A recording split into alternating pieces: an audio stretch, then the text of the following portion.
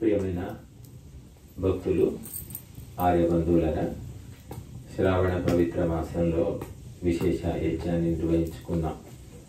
ఈ దేశము యజ్ఞభూమి, వేదభూమి, కర్మభూమి అని పేరు. మహర్షులు అందరికీ పూర్వీకులు. ప్రతి కులానికి మహర్షుల పరంపరే ఉంది. మహర్షులందరూ కూడా ఆత్మ కళ్యాణం, లోక కళ్యాణం కోసం నిరంతరము అడవుల్లో ఉండి యజ్ఞయాగాది క్రతువులు, జప తప కర్మలు చేశారని మనకు వేద శాస్త్రాలన్నీ చెప్తున్నాయి.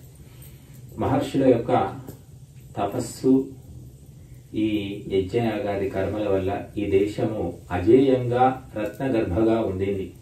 ఎప్పుడైతే బ్రాహ్మణ శక్తి నశిస్తుందో అప్పుడు మిగిలిన అన్ని శక్తులు కూడా నశిస్తాయి.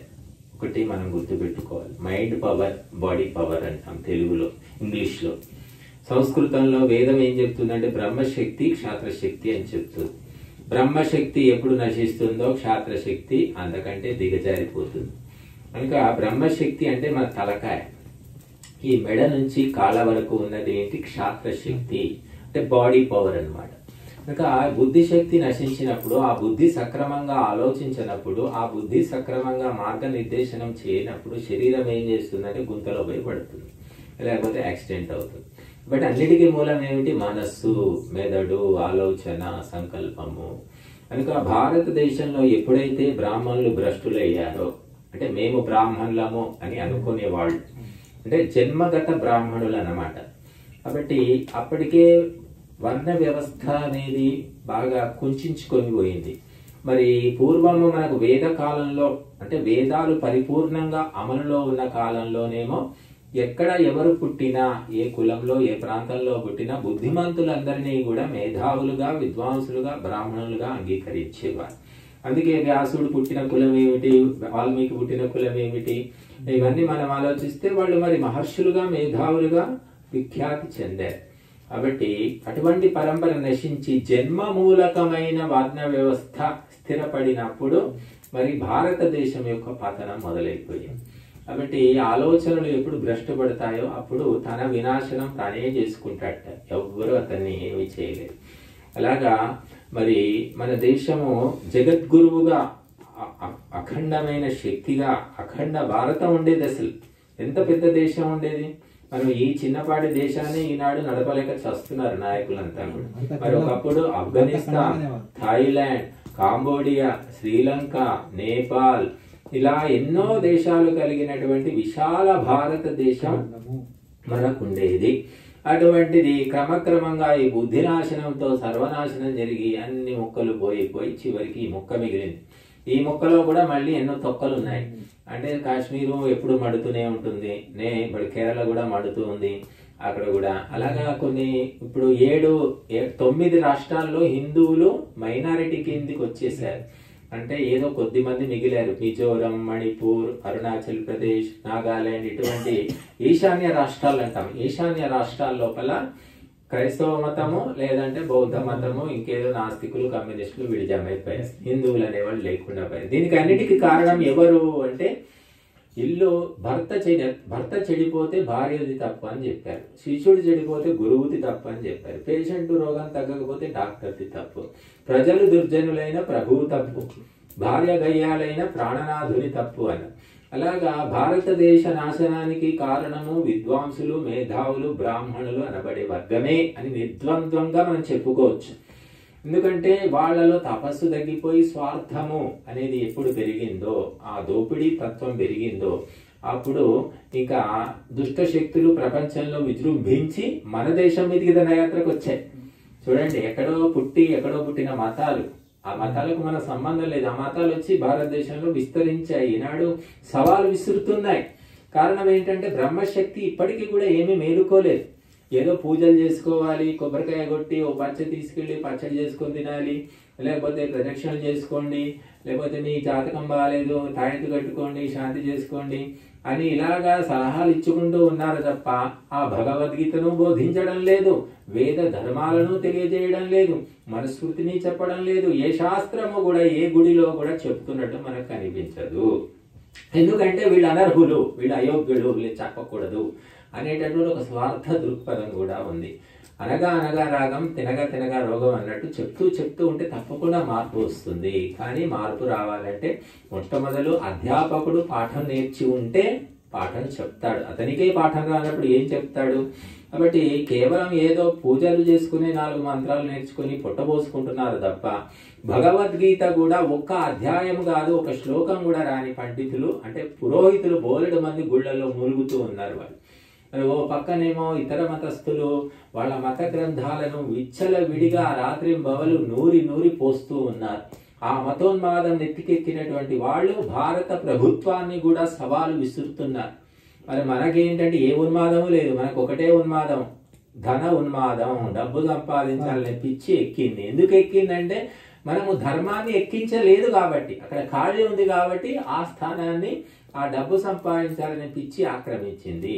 కాబట్టి మందిరానికి వచ్చే భక్తులకు ప్రతి శుక్రవారం కానీ శనివారం కానీ ఒక పారాయణం చేసి 1 గంట సేపు వారికి మార్గనిర్దేశనం అనమాట. ఇలా నడుచుకోవాలి, ఇలా మాట్లాడుకోవాలి, ఇలా ఉండాలి, కుటుంబ సభ్యులు ఈ విధంగా మెలగాలి, ఈ కుటుంబ సభ్యుల కర్తవ్యం ఇది అని చెప్పే దిక్కు లేకుండా పోయి దానివల్ల హిందువుల్లో అశ్రద్ధ పెరిగిపోయింది. ఏమిటంటే ఏముంది, గుడికి వెళితే గంట మోగించుకోవాలి, చెప్పులు వాయించుకోవాలి, గుడి చుట్టూ తిరగాలి, ప్రదక్షిణలు చేయాలి, కొబ్బరికాయ కొట్టుకోవాలి, ఆ ప్రసాదంగా తిని మూతి తుడుచుకొని తీర్థం తాగి రావాలి. అంతకు మించి మీరు 30 ఏళ్ళు 40 ఏళ్ళు 70 ఏళ్ళకి వచ్చినా సరే ఆ ప్రక్రియ తప్ప మరొకటి జరగడమే లేదు. చివరికి పూర్వము మందిరాల లోపల గోశాలలు ఉండేవి. ఇప్పుడు గోశాలలు కూడా ఏ మందిరంలో మనకు కనిపించడం లేదు. ఔషధాలు కూడా ఇచ్చేవాళ్ళు. పూర్వము పురోహితులు ఎంతో కొంత ఆయుర్వేదం తెలిసి ఉండేవాళ్ళు. ఆ పాటి జ్ఞానం కూడా ఎవరికి లేకుండా పోయింది. ఈ విధంగా వేద పాఠశాలలు ఉండేవి దేవాలయాల్లో. ఈనాడు దేవాలయాలన్నీ దోపిడీ కేంద్రాలు అయిపోయాయి. ప్రభుత్వం యొక్క పెత్తనం కింద అవి నడుస్తూ ఉన్నాయి. అక్కడ టికెట్లు పెట్టారు, రకరకాల టికెట్లు, పెద్ద దేవాలయాలు దోచుకోవడం తప్ప ఏమీ లేదు. రాజకీయ నాయకులకు అవి గొప్ప రాజ్యాలు, ఒక నివాస స్థానాలుగా మారిపోయాయి, అండాదండగా మారిపోయాయి. కనుక మరి ఇవన్నీ ఎందుకు జరుగుతున్నాయి అంటే బ్రహ్మశక్తి యొక్క లోపం వల్లనే. ఒక ఇల్లాలు బాగలేకపోతే ఇల్లు కాదు వంశమే చెడిపోతుందని చెప్పారు. కుటుంబ సభ్యులు ఎట్లాగో భ్రష్టు పడతారు, వంశమే మొత్తం చెడిపోతుంది అన్నారు. ఒక మగవాడు చెడిపోతేనేమో వాడి వరకే పరిమితం.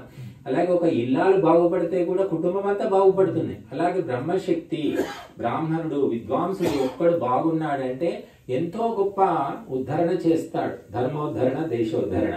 అది మహర్షి దయానందుడి జీవితంలో మనం చూస్తాం. ఒకే ఒక దయానంద సరస్వతి, ఆయన ఒక్కడు మాత్రమే వేదాల వైపు మరలండి, వేదాలను అధ్యయనం చేయండి, ఇది తప్పనిసరి కర్తవ్యము సమస్త మానవులకు అని చెప్పాడు. అటు ఆ విధంగా కేవలం వేదాలపైన దృష్టి పెట్టి వేదాలనే బోధించి వేదాలకు భాష్యం రాసి ప్రచారం చేసిన వ్యక్తి మహర్షి దయానందుడు తప్ప మరొకరు లేదు. చాలా మంది ఈ మధ్య హిందుత్వవాదులంతా వివేకానందుడు అంటున్నారు. వివేకానందుడు ఒక్క సంస్కరణ కూడా ప్రతిపాదించలేదు. ఒక్క మత మార్పిడి అయిన వ్యక్తులను ఎవరిని కూడా మళ్ళీ హిందూ మతంలోకి తెచ్చినట్టు ఎక్కడ మనకు కనిపించడం లేదు. విదేశాలకు వెళ్లి ఇంగ్లీషులో ఆయన చెప్పడం వల్ల గొప్ప పేరు వచ్చింది తప్ప ఆయన పుస్తకం రాసిన వాడు కాదు. బతికిందే చాలా తక్కువ ఏండ్లు. కానీ మహర్షి దయానందుడు తన జీవిత కాలంలో 50 పుస్తకాలు రాశాడు. రాసి ముద్రణ చేసి అందరికి పంచిపెట్టాడు. వేదాల్లో యజుర్వేదానికి భాష్యం రాశాడు. ఋగ్వేదంలో 7వ మండలమో 8వ మండలం వరకు ఆయన భాష్యం రాశాడు. అలాగా వేదాల రహస్యాలు తెలుసుకోవడానికి అనేక విషయాలను ఆయన రచనల రూపంలో తెలియజేయడమే కాకుండా ఊరూరు ఇల్లు తిరిగి ఎంతో వేదోపదేశం చేశాడు. వేదాల ఆధారంగానే చెప్పాడు ఆ మహర్షి. కనుక ఆ విధంగా ప్రతి బ్రాహ్మణుడు, ప్రతి వేదాలు నేర్చుకున్న ప్రతి ఒక్క విద్వాంసుడు ప్రయత్నం చేస్తే ఈ భారతదేశం తప్పకుండా జగద్గురువు అవుతుంది. కానీ ఈనాడు వేదాలు చదువుకొని కేవలం పొట్ట పోసుకోవడానికి మేము వేద పండితులమండి, మేము గుళ్ళో వేదం చదువుకుంటాము, ఆశీర్వాదాలకు మాత్రమే వేదం చదువుతామని చెప్పి అలాగ బతికేస్తున్నారు. ఆ వేదాలు కంఠస్థం చేసి కూడా వేదాల అర్థం ఎవరికీ తెలియదు, ఒక మంత్రం కూడా అర్థం తెలియదు. అటువంటి దుర్భర దుస్సాహ పరిస్థితుల్లో ఉన్నారు. 8 ఏళ్ళు కష్టపడి వేదం నేర్చుతున్నారు సస్వరంగా. ఇంకా ఏం చెప్తున్నారంటే వేదాలకు అర్థం చెప్పకూడదు, వేదాలకు అర్థం చెప్తే అనర్థం జరిగిపోతుంది అంటున్నారు. మరి వేదాలు కేవలం వల్లవేసుకోవడానికి, సస్వరంగా చదవడానికి అని చాలా మంది ఇప్పటికీ కూడా నమ్ముతూ ఉన్నారు. కానీ మహర్షి దయానందుడే వేదాల యొక్క అర్థాన్ని మళ్ళీ వైదిక పరంపర అనుసారంగా మనకు తెలియజేశాడు. హిరణ్య గర్భ అని మనం చదువుతున్నాం శబ్దం. మంత్రంలో వస్తుంది మనకి. హిరణ్య గర్భ అంటే ఏమిటి అంటే మ్యాక్సిముల్లర్ ఏం రాశాడంటే గోల్డెన్ ఎగ్ అని రాశాడు, బంగారు గుడ్డు. హిరణ్య అంటే బంగారం సంస్కృతంలో, గర్భం అంటే గుడ్డు. కాబట్టి గోల్డెన్ ఎగ్ అని ఆయన అర్థం రాశాడు వేదాల భాష్యంలో. కానీ మహర్షి దయానందుడు ఏం చెప్పాడు, హిరణ్య గర్భ అంటే హిరణ్యాదీని లోకాంసి యస్య గర్భే సహా హిరణ్య గర్భ అంటే ప్రకాశవంతమైన లోకలోకాంతరాలు ఎవరి గర్భంలో ఉన్నాయో ఆ పరమాత్మ హిరణ్య గర్భుడు అని వేదానుకూలమైన అర్థాన్ని తెలియజేశాడు. అలాగే అశ్వం అంటే గుర్రము, గోవు అంటే ఆవు అనే అర్థాలే అందరికీ తెలుసు. అగ్ని అంటే నిప్పు. కానీ మహర్షి దయానందుడు ఎన్నో అర్థాలు ఉన్నాయి మనకు ఒక్కొక్క శబ్దానికి, వేదిక శబ్దాలకు. ఆ అర్థాలన్నిటిని కూడా అన్వయించి ఆయన భాష్యాన్ని రచించాడు. కాబట్టి అగ్ని అంటే పరమాత్మ, అగ్ని అంటే సభాపతి, అగ్ని అంటే వాక్కు, అగ్ని అంటే ఈ బ్రహ్మశక్తి. ఇలాగా అగ్ని అంటే అనేక అర్థాలను సందర్భానుసారంగా మహర్షి దయానందుడు తెలియజేశాడు. ఇవి తెలియకపోవడం వల్ల అగ్ని అంటే కేవలం నిప్పు అనే అర్థమే ప్రచారంలో ఉంది కాబట్టి అదే అర్థం తీసుకోవడం వల్ల అనర్థం జరిగిపోయింది. ఇలాగా మహర్షి దయానందుడు వచ్చిన తర్వాత మళ్ళీ గురుకుల వ్యవస్థను పునరుజ్జీవింపజేశాడు. వేదాలను అర్థం చేసుకోవడం ఎలాగో ఆ సూత్రాలను, ఆ రహస్యాలను, ఆ ఉపాయాలను మహర్షి దయానందుడు తెలియజేశాడు. ఈనాటికి కూడా మనం వేదాలను తెలుసుకోవచ్చు. చాలా మంది వేదాలకు అర్థం లేదు, అనర్థము, వ్యర్థము, ఏవో అప్పట్లో ఏదో చెప్పుకున్నారు వాళ్ళు అని అంటూ ఉంటారు. కాబట్టి మహర్షి దయానందుని యొక్క ఉపకారం చాలా గొప్పది. కాబట్టి మనం వేదాలను పట్టుకుంటే, వేద అర్థాలను తెలుసుకుంటే, వేదాలు చెప్పిన మార్గంలో భారతీయులంతా నడిస్తే ఈ ప్రపంచాన్ని మనము ప్రేమతో శాసించవచ్చు. అటువంటి శక్తి యుక్తులు మనకు వేదమాత దగ్గర ఉన్నాయి. కానీ ఆ వేదాలను పూర్తిగా పక్కన పెట్టేసి పురాణాలు పట్టుకున్నారు. పనికి మారిన చెత్త పురాణాలు. 18 పురాణాలు ఉన్నాయి, 18 ఉప పురాణాలు ఉన్నాయి. ఈ 36 పురాణాలతోటి భారతదేశం అంతా కూడా చింతర వందరగా, చీదరగా చెత్త కుండిలాగా తయారైపోయింది. రకరకాల దేవీ దేవతలు వెలిశారు. కారణం ఏమిటి అంటే పురాణాల ఆధారంగా వాళ్ళు నడుచుకుంటున్నారు. వేదాల్లో చెప్పిన దేవతలు ఎంతమంది అంటే 33 మాత్రమే. త్రయస్త్రింశద్వై దేవాహ. కానీ పురాణాల్లో దేవతలు, ఆ పురాణాల దేవతలు కూడా సరిపోక కొత్తగా షిరిడి సాయిబాబా, సత్య సాయిబాబా, ప్రేమ సాయిబాబా, మళ్ళీ పిరమిడ్ ధ్యానం అంటున్నారు, విపశ్యన ధ్యానం అంటున్నారు, ఆనాపానసతి అంటున్నారు. రకరకాలైనటువంటి వ్యవస్థలు వచ్చి చేరాయి. అయినప్పటికీ కూడా ఒక సామాన్య హిందూకు తృప్తి లేకుండా పోయింది. ఇంకా కొత్త దేవతలు ఎవరు వస్తారంటే వచ్చేసారు. వారాహిదేవి అంటున్నారు, ప్రత్యంగిరాదేవి అంటున్నారు, మళ్ళీ రాజశ్యామల దేవట. ఈ దేవతలంతా ఎక్కడి నుంచి వస్తున్నారంటే డిమాండ్ అండ్ సప్లై. డిమాండ్ అనేది ఉంది కాబట్టి సప్లై జరుగుతూ ఉంది. కనుక హిందువులు వేదాలు చెప్పినటువంటి ఒకే ఒక పరమాత్మను నమ్మి, విశ్వసించి, ఆచరించి, ఆ పరమాత్మ చెప్పిన మార్గంలో నడుచుకొని ఆ పరమాత్మను ధ్యానించినంత వరకు కూడా హిందువులు ఒక్కటి కారు. ఒక్కటి కానంత వరకు కూడా ప్రపంచము మనల్ని ఫుట్బాల్ లాగా తన్నుతూ ఉంటుంది. మనం ఏమీ చేయలేం. 80-90 కోట్ల మంది హిందువులు ఉన్నారు. అయినా కూడా భయభ్రాంతులకు లోనైపోతున్నారు. కారణం ఏమిటి అంటే రకరకాల దేవతలు, ఉపాసనలు, సిద్ధాంతాలు, గురువులు. స్త్రీలకు యజ్ఞోపవీతం వేయకూడదు, వాళ్ళని వేదాలు చదివించకూడదు, వాళ్ళు యజ్ఞం చేయకూడదని ఇప్పటికీ కూడా ఎంతో మంది చెప్తూ ఉన్నారు. మనము యూట్యూబ్ లో చూస్తాం వాళ్ళ ఉపన్యాసాలు. కారణం, ఆధారం ఏమిటంటే ఏమీ లేదు. ఆధారం లేకుండా గాలికి నోటికి వచ్చిందంతా కూడా శిష్యగణాన్ని చూసుకొని, భక్త బృందాన్ని చూసుకొని విర్రవీగుతూ వాళ్ళు చెప్తూ ఉన్నారు. మరి రాధా అంటున్నారు, రాధాకృష్ణ. కానీ రాధ అనే శబ్దం కూడా మనకి ఎక్కడ భాగవతంలో లేదు, భారతంలో లేదు. కేవలం బ్రహ్మ వైవర్త పురాణంలో మాత్రమే ఆ రాధ గురించి ఉంది. అటువంటి రాధను రుక్మిణి పోయింది, అసలైన భార్య. ఇప్పుడు రాధాకృష్ణులు అని చెప్పేసి ఇస్కాన్ వాళ్ళైతే ఆ రాధాకృష్ణుల విగ్రహాలు పెట్టి పూజలు చేస్తూ ఉన్నారు. ఈ రకంగా శాస్త్ర ఆధారం లేకుండా, ప్రమాణం లేకుండా ఇష్టం వచ్చినట్టుగా ఎవరికి తోచింది వాడు చేసుకుంటూ పోతున్నాడు. క్రైస్తవులు, మహమ్మదీయులు బైబిల్, ఖురాను అనే 2 పుస్తకాలు పట్టుకొని ముందుకు నడుస్తున్నారు. మనకు ఒక పుస్తకం ఏమీ లేదు, నీ మస్తకానికి ఏది తోస్తే అది చేసుకో, అతడే హిందువు అన్నట్టుగా అయిపోయింది. అందువల్ల హిందువుల్లో కులవాదము, మతవాదము, ప్రాంతీయవాదము, సిద్ధాంతవాదము, గురువాదము, భాషావాదము, రకరకాల వాదాలు వచ్చేసాయి. మనం హిందువు ధర్మానికంటే కూడా మిగతా వాటికి చాలా ప్రాధాన్యం ఇస్తున్నాడు. అందువల్ల మనము మెజారిటీగా ఉన్నప్పటికీ ఈ దేశంలో మనము మరి గొంతు చించుకొని ఆక్రోషించవలసి వస్తుంది. కాబట్టి ఇప్పటికైనా గురువులు, పీఠాధిపతులు, మఠాధిపతులు అందరూ పూనుకొని నడుము గట్టి మరి అందరినీ ఒక్కటి చేయడానికి కావలసినటువంటి సూత్రాలు, ఉపదేశాలు వేదాల్లో ఉన్నాయి. ఆ వేదాలు చెప్పిన ప్రకారంగా నడుచుకుంటే మానవ జాతి, కేవలం భారతదేశం కాదండి, ప్రపంచ మానవులంతా ఒక్కటవుతారు. మనకు కార్ల్ మార్క్స్, ఏంగెల్స్ వీళ్ళంతా ఉన్నారు, కమ్యూనిస్ట్ సిద్ధాంతకర్తలు. వాళ్ళంతా ఏం చెప్పారు? ప్రపంచ కార్మికులారా ఏకం కండి అని చెప్పారు. కానీ వేదం ఏం చెప్తుంది? ప్రపంచ మానవులారా ఏకం కండి అని చెప్తుంది. మానవులు కూడా చెప్పట్లేదు, ప్రపంచ ప్రాణులారా, ప్రపంచ జీవులారా అందరూ ఒక్కటి కండి, అందరిలో ఉన్నది ఆత్మతత్వమే. కాబట్టి ఎవరిని హింసించకండి, ఎవరిని దోచుకోకండి, అందరూ కలిసి మెలిసి ప్రపంచంలో ఉండండి అని వేదమాత మనకు బోధిస్తుంది. అటువంటి మహత్తరమైన ఉపదేశాన్ని చెప్పేవాళ్ళు లేరు. వస్తువు ఎంత గొప్పదైనా దాన్ని మార్కెటింగ్ చేసేవాళ్ళు కావాలి, అప్పుడే అది జనంలోకి వెళుతుంది. అలాగా వేదాల్లో గొప్ప గొప్ప ఉపదేశాలు ఉన్నాయి. మానవులందరూ భేదభావాలు మర్చిపోయి కలిసిమెలిసి ఉండడానికి అవసరమైన బోధనలు ఉన్నప్పటికీ కూడా వాటిని ఒక రకంగా కేవలం పూజలకు, అభిషేకాలకు తప్ప మరెందుకు వాడకపోవడం వల్ల ఆ గొప్ప గొప్ప భావనలన్నీ కూడా లుప్తమైపోతున్నాయి, ప్రజలకు అందడం లేదు. కనుక మహర్షి దయానందుడు మాత్రమే మనకు ఆధునిక యుగంలో వేద సందేశాలనే తెలియజేశాడు. కనుక మనమందరం కూడా వేదాలను మాత్రమే నేర్చుకొని ఆ వేదోపదేశాలను మన జీవితంలో అనుసరించాలి.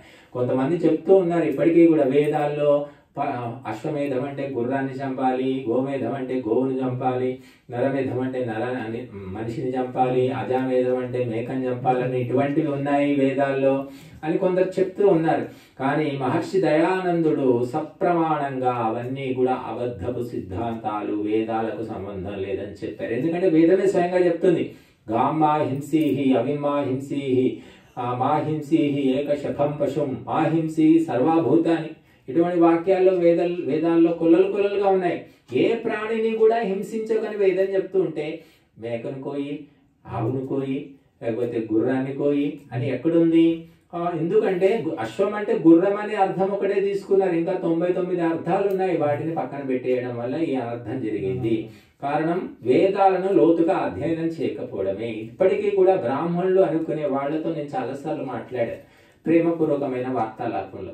వాళ్ళ అభిప్రాయాలు ఇప్పటికీ ఏమున్నాయంటే అశ్వమేధం అంటే అశ్వాన్ని కోయాల్సిందే, గోమేధం అంటే గోవుని చంపాల్సిందే అని చెబుతూ ఉంటే నాకు ఆశ్చర్యం వేస్తుంది. ఈ ఆధునిక యుగంలో కూడా వారి భావజాలంలో ఎటువంటి మార్పు లేదు. ఎందుకంటే వాళ్ళకు అసలైనటువంటి అంటే లోతుకు వెళితే వ్యాకరణాన్ని చదివి మనం సంస్కృతాన్ని నేర్చుకొని ధ్యానము చేసి మనస్సును శుద్ధి చేసుకుంటే శబ్దం యొక్క అసలైన అర్థం తెలుస్తుంది. అటువంటి ప్రయత్నం చేయకపోవడం వల్ల వాళ్ళంతా పరిపాటిగా హింస అనేది వేదాల్లో ఉందని చెప్తూ ఉన్నారు. మేము ప్రత్యక్షంగా చూసాం కూడా. రామోజీ ఫిల్మ్ సిటీ దగ్గర కామాక్షి దేవాలయం ఒకటి ఉంది. అక్కడ సోమయాగం జరుగుతుందని తెలిసి 20 ఏళ్ల కిందట మేము వెళ్ళాం. 20 ఏళ్ళకి ఎక్కువే కావచ్చు. ఏముంది సోమయాగం అంటే అక్కడ నల్ల మేక, తెల్ల మేక, మచ్చల మేక, రకరకాల మేకలన్నీ కట్టేశారు. వాటిని అక్కడ శాస్త్రోక్తంగా చంపి కాలేయము, గుండె, ఊపిరితిత్తులు ఇవన్నీ ఏమంటారు ఒక ఆకుల్లో పెట్టేసి ఆహుతిస్తున్నారు అగ్ని లోపల. మొత్తము యజ్ఞశాల దుర్గంధం, దుర్వాసన వస్తుంది. మేము ప్రత్యక్షంగా చూసాం. అప్పటికి ఈ సెల్ ఫోన్లు రాలేదు కాబట్టి చూసి ఏం చేసాం, ఆ ఫోటోలు కూడా తీసాం. అంటే కొన్ని మన ఉదయనాచార్య ఉన్నారు, ఆయన ఫోటోలు తీశారు. అప్పుడు ఆ ఫోటోలు ఆయన దగ్గర ఉన్నాయి ఇంకా. కాబట్టి ఇవన్నీ ఎందుకు చేస్తున్నారని వాళ్ళని మేము ప్రేమగానే అడిగాం. అడిగితే ఇవన్నీ శాస్త్రాలు చెప్పారు కదండి, వేదాలు చెప్పాయి కదా, అందుకే చేస్తున్నా ఉన్నారు. వాళ్ళు ఏమంటారంటే వైదికి హింస హింసాన భవతి, వేదాల్లో చెప్పిన హింస అనేది హింసే కాదు అంటారు. వేదాల్లో చెప్పిన హింస గొర్రెల్ని, మేకల్ని, గుర్రాల్ని చంపమని కాదు. వేదాల్లో చెప్పిన హింస ఏమిటి అంటే దుర్మార్గులను, దుష్టులను, నీచులను, భ్రష్టులను, దొంగలను సంహరించమని వేదం చెప్తుంది తప్ప నోరు లేని మూగ ప్రాణులను చంపమని కాదు. కానీ వాళ్ళు అలాగ అర్థం చేసుకుని ఇప్పటికి కూడా అనుసరిస్తూ ఉన్నారు. కాబట్టి వాళ్ళ వల్ల అనేకులు భ్రష్టు పట్టిపోతున్నారు, అదే నిజం అనుకుంటున్నారు. ఎందుకంటే వాళ్లకు తరతరాల నుంచి కులంలో గాని కుటుంబంలో గాని అటువంటి దుష్ట సంస్కారాలు ఉంటాయి. మాంసాలు తినే అలవాటు ఉంటుంది. వాళ్ళకి ఏం చెప్తున్నారంటే మీరు మాంసం తినే కులం, మీరు తినండి, ఎందుకు మానేస్తున్నారు, ఎవరు చెప్పారు మీకు, మీరు తింటేనే మంచిది అని కూడా వాళ్ళకంటే మారొద్దన్నమాట. ఒక శూద్రుడు శూద్రునిగానే ఉండాలి, ఇంకా మారకూడదు అని ఇటా చెప్పేటటువంటి స్వార్థపరులు చాలా మంది ఉన్నారు. బ్రాహ్మణ వర్గము పూజలు పునస్కారాలు చేసుకునే వాళ్ళలో మంచి వాళ్ళు లేరా అంటే మంచి వాళ్ళు ఉన్నారు, అందరూ చెడ్డవాళ్ళు ఎక్కడ కూడా ఉండరు. కానీ ఆ మంచి వాళ్ళు కూడా మౌనంగా ఉంటున్నారు, ఉదాసీనంగా ఉంటున్నారు. వాళ్ళు వేద సందేశాలను వెలికి తీసి చెప్పలేకపోతున్నారు. అందువల్ల ఉపేక్ష వల్ల హిందూ సమాజం ఎన్నో రకాలుగా నష్టపోతుంది. ఇంటి దొంగను ఈశ్వరుడు కూడా పట్టలేడంటారు. ఆ విధంగా ఇంటి దొంగల్లాగా తయారైపోయారు. ఎంతో మంది మద్యపానం చేసి పూజలు చేస్తున్నారు, మాంసాహారం తింటున్నారు బ్రాహ్మణులు అని చెప్పుకునే వాళ్ళు. అలాంటి వాళ్ళు బ్రాహ్మణులు కాలేరు అసలు. కానీ మొన్న మీరందరూ చూశారు టీవీలో వేణుస్వామి, జ్యోతిష పండితుడట వేణుస్వామి అనే అతను చేసిన లీలలు. మద్యం తింటాను, తాగుతాను, మాంసం తింటాను, అన్ని పనులు చేస్తాను నేనని చెప్తున్నాడు. ఆయనకు లక్షలు ఇచ్చి మంత్రులు, ఎమ్మెల్యేలు, అధికారులు, సినిమాకారులంతా జ్యోతిష్యాలు చెప్పించుకోవడానికి వెళుతున్నారు. అటువంటి వ్యక్తి ఎలా బ్రాహ్మణుడు అవుతాడని ఎవరు ఆలోచించడం లేదు. ఆ బ్రాహ్మణులు పూర్వం మేకలు కోళ్ళు తిన్నారు. వాళ్ళు ఆ యజ్ఞంలో కూడా గోమేధము అశ్వమేధం అని ఆవులను చంపి వేశారు అని ఈ విధంగా పుకారు కూడా చాలా ప్రచారం అయిపోయి. కాబట్టి బ్రాహ్మణులు అంటే బుద్ధిశుద్ధి కలిగినటువంటి వారు. అటువంటి భ్రష్టులు అంటే తన విద్యను డబ్బు కోసం అమ్ముకునే వ్యక్తి బ్రాహ్మణుడు కాలేడు. త్యాగము తపస్సు ఉన్న వాళ్ళు మాత్రమే బ్రాహ్మణులు అనే సత్యము సామాన్య ప్రజలకు తెలియదు. వాళ్ళు ఏం చేస్తున్నారంటే అడ్డనామమో నిలువునామమో పెద్ద బొట్టో పెట్టుకొని ధోతి కట్టుకొని అంటే ఆయన పెద్ద బ్రాహ్మణుడు అనుకుంటున్నారు. అలా కాదండి, ఆచరణతోటే బ్రాహ్మణుడు. ఆచరణ లేని వాళ్ళు ఎవరు కూడా బ్రాహ్మణులు కాలేదు. కాబట్టి మనం ఆచరణకు ప్రాధాన్యం ఇవ్వాలి. మంత్రాలు 10 ఎక్కువ రావచ్చు, తక్కువ రావచ్చు, ఏమి రాకపోవచ్చు. ఒక గుడిసెలో పుట్టిన వ్యక్తికి ఏ మంత్రము రాలేకపోవచ్చు, కానీ అహింస, సత్యము, అస్థేయము, బ్రహ్మచర్యం, అపరిగ్రహము, శౌచము, సంతోషం, తపస్సు, స్వాధ్యాయం, ఈశ్వర ప్రణిధానం ఇటువంటి సన్మార్గంలో ఉంటే అతడు కూడా బ్రాహ్మణుడే అని మనకు శాస్త్రాలు చెబుతూ ఉన్నాయి. కనుక క్యారెక్టర్ ఇస్ మోర్ ఇంపార్టెంట్ అనే విషయం మర్చిపోయి కేవలము 104 మంత్రాలు నేర్చుకుంటే వాళ్లే బ్రాహ్మణులు, వాళ్లే విద్వాంసులు అనుకొని భ్రమలో పడిపోయి హిందువులంతా కూడా భ్రష్టు పట్టిపోతూ ఉన్నారు. కనుక వాక్కు కంటే మనస్సు కంటే ఆచరణ చాలా ప్రధానమైనటువంటిది. కనుక మనమందరం కూడా మహర్షి దయానందుడు చెప్పినటువంటి వేదోపదేశాన్ని తెలుసుకొని మన జీవితాలను ఉద్ధరించుకోవాలి. మన బంధమిత్రులకు కూడా వేదమాత సందేశాన్ని తెలియజేయాలి. ఇదే ఈ శ్రావణ మాసంలో మనం చేయవలసినటువంటి విశేష కర్తవ్యం.